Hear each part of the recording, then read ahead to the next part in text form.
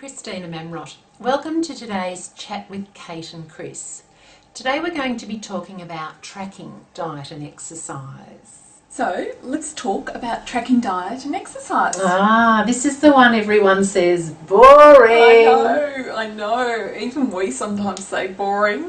But necessary.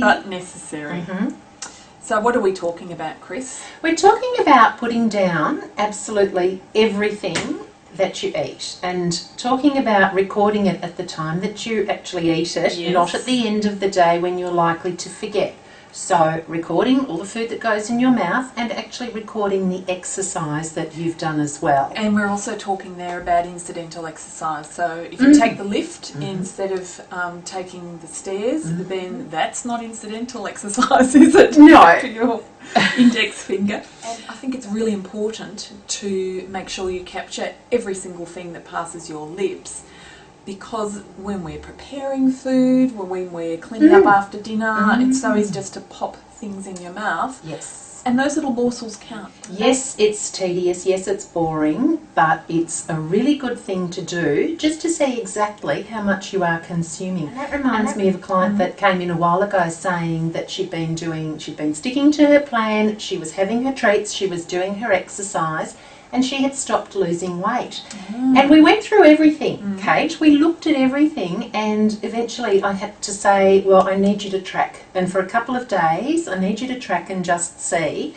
if you can pick up What it is. Yes. What it is you're doing. So she did it for a week, and then the next time she came in, she said, without a doubt, she was eating more than what she thought she was. And where was she eating the extra? It was things like off the kids' plates. Yes. after dinner. She, instead of putting it into the rubbish bin, she popped it into her mouth, whatever, the goodies, whatever was left over.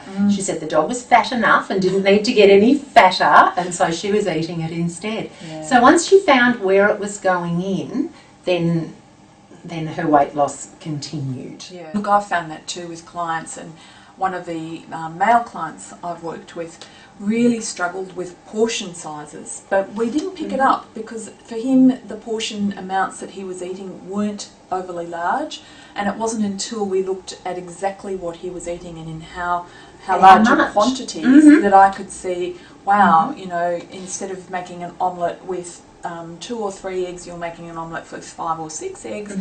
That's a large portion. Until we started really fine pointing into that detail that we could see what was going on. And why he wasn't losing the weight he was expecting to. Yeah, exactly.